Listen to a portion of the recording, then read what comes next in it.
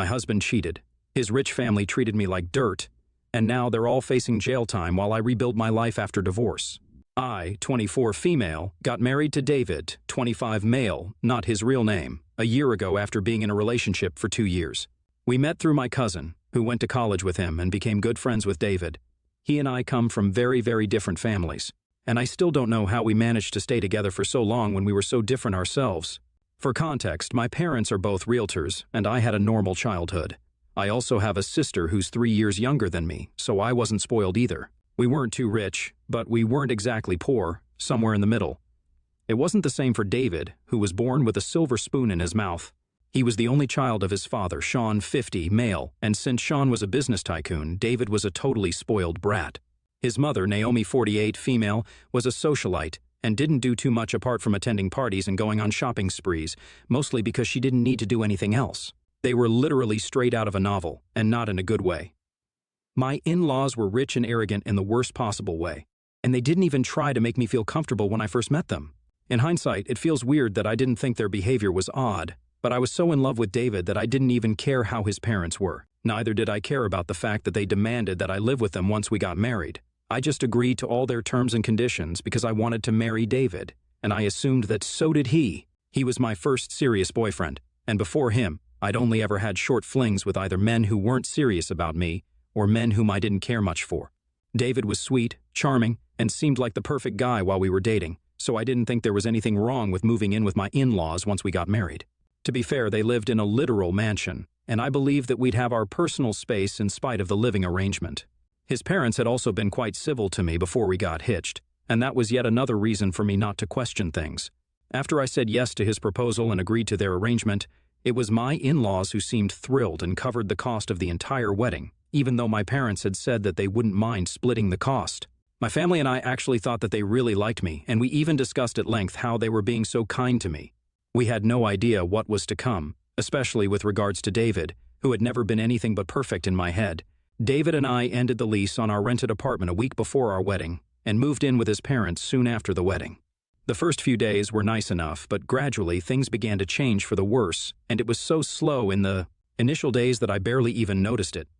Both Sean and Naomi had started becoming a lot colder towards me, and weren't as civil in their way of speaking as they used to be earlier. They'd ignore my existence if it suited them, and then, if they were feeling mean, they'd make snide comments about me and my family.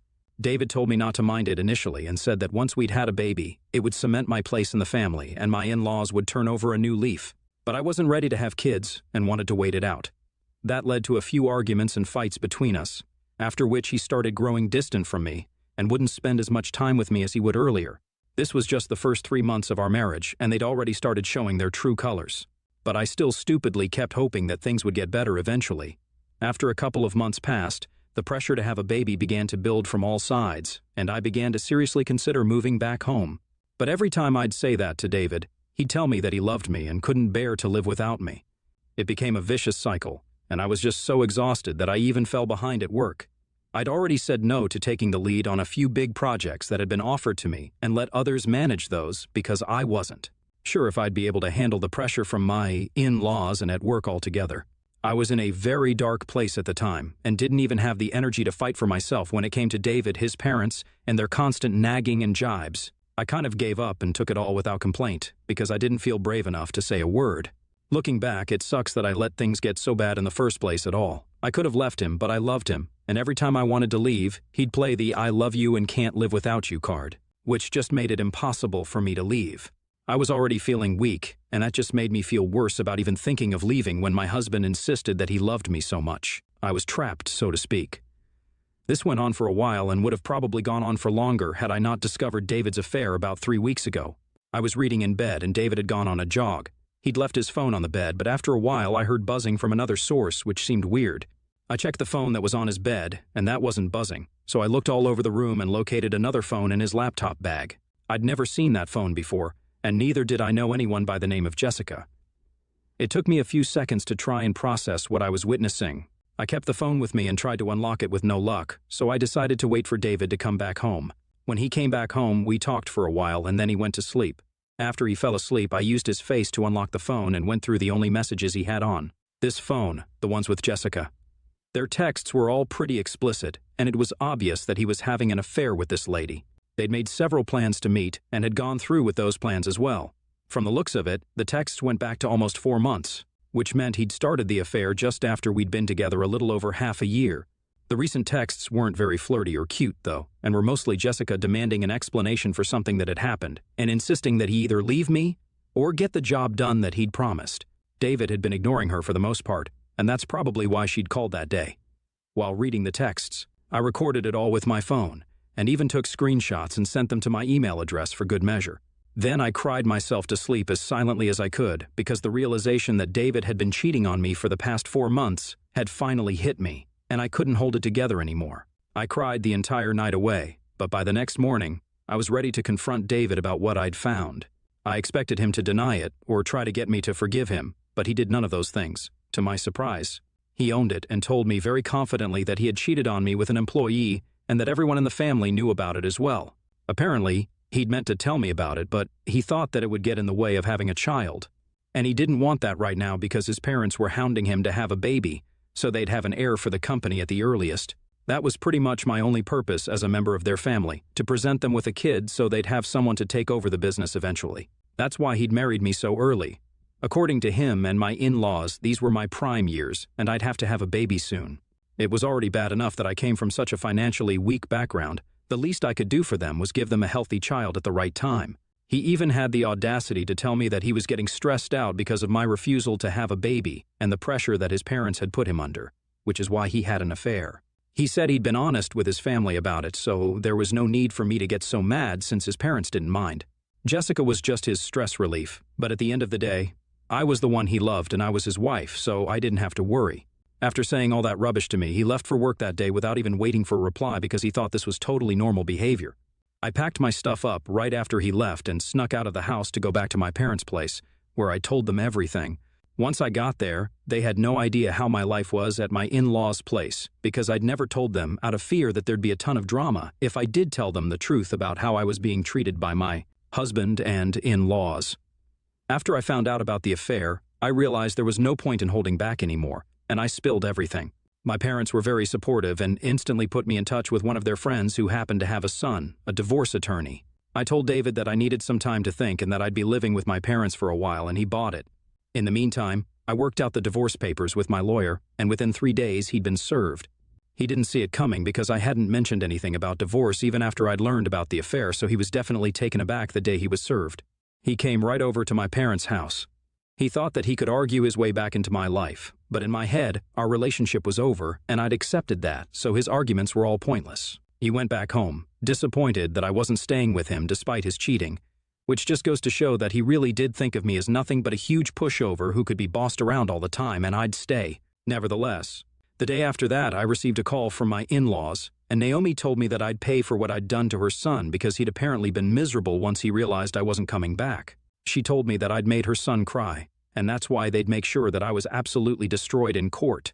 I told them I could handle it and then blocked them, but that was just all talk. I knew they were rich and influential people, so picking a fight with them wasn't exactly in my best interests. After contemplating for a couple of days, I decided to take a leap of faith and get in touch with Jessica. I remembered that they hadn't been on good terms in the recent past, judging by their texts, and I hoped that she'd be willing to help me out. After a lot of stalking, I found out that Jessica was actually an employee where David worked. Sean was the founder and CEO of the company, and David was the COO of the same company. Jessica worked under David, which I found out from their website. Once I found her social media account, I decided to text her and ask her to meet me because I didn't think these things were appropriate to be discussed in text. She agreed, and we met at a nearby cafe about a week ago.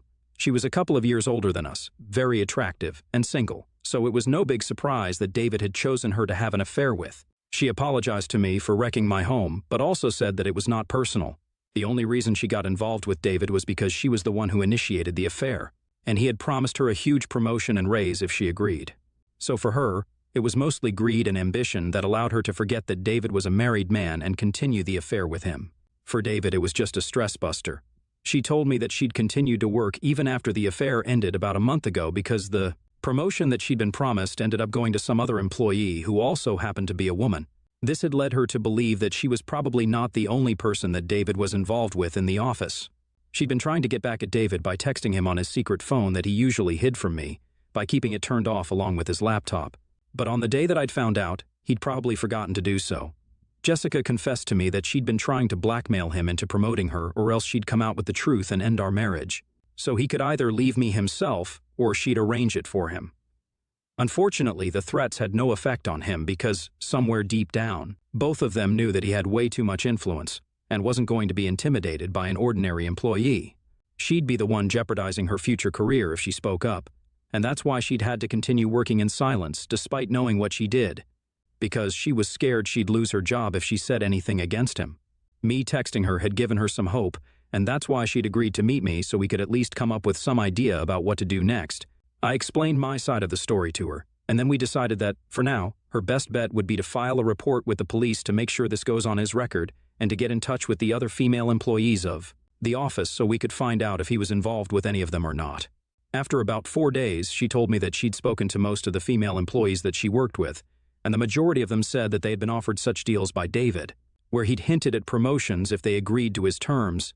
A lot of them had turned him down, but another woman, the one who had been promoted, told us that she'd had an affair with not only David but also Sean. When she'd heard that Jessica was about to receive the promotion over her, she dropped by their house to confront them in person. I wasn't at home at the time and had been away with a few of my friends, so I hadn't witnessed this incident personally. But she told me that when she confronted the two men, Naomi had actually physically attacked her and slapped her senselessly. She'd pinned her down to the floor with Sean's help, while David yelled at them to stop but didn't actually do anything to stop them physically. They'd hurt her pretty badly, and she went home with scratches and bruises all over because of how vicious Naomi had been, while screaming at her like crazy and accusing her of being an immoral homewrecker. Once she got home, she called David and told him that she was going to complain to the cops, but he pacified her and told her that he'd make sure she got the promotion she deserved as long as she kept the affairs quiet. So in exchange for that, she agreed. But even now, Sean had continued to verbally abuse her and treat her like crap when no other employees were around. She stayed quiet for the same reason as Jessica, because she knew how powerful these people were, and she didn't want to invite trouble to herself for no reason. In addition to that, she also didn't have any proof of the attack itself, so she couldn't come out and accuse Naomi because she knew they'd destroy her. When she said that, I finally remembered something I'd done ages ago, back when David and I had started fighting over when to have a baby. When nobody was at home, not even the housekeeper, I'd had CCTV cameras with recorders installed in every room of the house because I'm a generally paranoid person. And things were so bad at the time that I'd started considering divorce but hadn't left. I'd installed the cameras so I'd have proof of the kind of mistreatment I was going through for the divorce to make it easier, but then I'd forgotten about it because things were so bad. When I was told that she didn't go to the police because she had no proof of the attack, I decided to finally log into the system and check out the footage from the date she'd mentioned. Luckily, the cameras had captured every single thing. It was horrifying to watch Naomi attack her while Sean helped her out. And my husband just stood by doing the bare minimum but not actually bothering to physically intervene. I knew they were horrible people, but this was way too much for even me to stomach, and even talking about this right now makes me feel so uncomfortable. Once I found the footage, I forwarded it to the two women and told them to go report everything to the cops, which they did. A few days ago, my husband and in-laws were all arrested for the things they'd done, and I couldn't have been happier about it. It was David's lawyer who called me and told me about it because apparently David had said that he wanted to speak to me. They were all being detained in prison until the trial started, but I had no intention of going to visit him. When I told his lawyer that I wasn't interested in seeing him again, the man literally lashed out at me and called me all sorts of degrading names. It wasn't surprising because David and his lawyer were actually childhood friends, but for him to take things so personally was a little surprising for me. He accused me of using and manipulating David's co-workers so that it would be easier for me to get what I wanted in a divorce settlement, which made me just as bad as him, if not more, since even I was using people for my own gain. I didn't know what to say to him, so I just hung up without arguing. But now that I think of it, it kind of does make sense. After all, I did push Jessica and the other woman, and God knows how many other employees, into something that would definitely affect their future and their careers, all because I didn't want my divorce to go awry. And I was too scared to go up against my in-laws all by myself. I keep trying to convince myself that everything will work out fine for everyone involved, but I don't know that for sure. If things don't go well for Jessica and the others, that'll be my fault, and I'll never be able to forgive myself for it. On the other hand, I also don't think it's a bad thing that they're in jail right now, because they're all pretty messed up people and don't deserve to roam around freely. There's no telling whose life they might ruin next. I could talk about this to my friends and family, but they'd side with me, and that's why I've turned to Reddit for an honest and unbiased verdict. AITA for pushing my husband's employees to report him so that I have more leverage over him to work with for our upcoming divorce settlement? Update 1. I didn't expect this post to blow up the way it did, and the support has been overwhelming, so I've had to take my time to process things. I'm also going through a divorce right now, so things have been pretty messy. I have, however, been going through the comments and the messages that you guys have sent, and I'm really thankful for your kind words. It makes it a lot easier for me to deal with my current life right now. I don't know how long this process is going to take, because right now we're still in the early stages of negotiations for the settlement and alimony. But I'm hopeful that things will get easier and better, slowly but surely. There's also the ongoing trial regarding David, where quite a few ex-employees have also come out and spoken up against him. It's pretty scary that these things happened, and I had no clue about it at all. My cousin, who introduced me to him, heard about this in the local news and reached out to me to apologize for even introducing me to such a horrible man and an even worse family. Jessica has been keeping me updated on the trial, and it's not looking too good for them at the moment. They might be looking at anywhere from 3 years to even 5 or more. It's crazy how David, in spite of the situation he's in, has still managed to get on my last nerve during the negotiations conducted online because I refused to go out there to see him in person. He doesn't deserve that, and he always makes it a point to tell me that he loved me and I ruined his life. Like, no. You ruined your own life by cheating on your wife and being a creep. That's not my fault. It's tough right now, but I'm trying to go with the flow. Update 2. It's final. The judge ruled that David and his parents were going to jail for 3 years. He was able to wiggle out of a more strict punishment because at least the relationships were consensual, even though it was still basically exploitation of his employees. He's also going to have to pay a huge sum to all the women who spoke up and testified against him, and that's definitely going to affect his bank balance significantly. I don't know how that's going to affect my settlement and alimony, but I guess I'll find out soon enough. For now, I'm happy that he's going to face the punishment for whatever he put these women through. He totally deserves this and much worse, if I'm being honest. Update 3. Hi everyone, so I'm back after a long time, and I guess people have been wondering what happened to me. Things have been better ever since my divorce was finalized about 6 weeks ago. David and his parents had to sell off all their assets to be able to pay off and compensate their victims. I also received the amount I'd asked for in the settlement, and the alimony is going to be paid in installments over the next couple of years. I'm not sure if he'll be able to pay off the entire amount though, judging by the state of their company. Their stocks have been plummeting steadily ever since the news of their arrest broke, and they haven't managed to recover since, even though their board of directors has put other people in charge to replace David and Sean. It's quite possible that they might go bankrupt and shut down, which would be sad for the other employees, but they can always find other jobs where they don't have to work for creeps like these. I hope their company gets shut down and they go bankrupt, to be honest. Yeah, I won't get my alimony, but it'll be totally worth it still. For now, I'm just focusing on rebuilding my own career and life. I'm going to therapy, to the gym, and just trying to live my life the way I'd wanted to before David came along and ruined it all.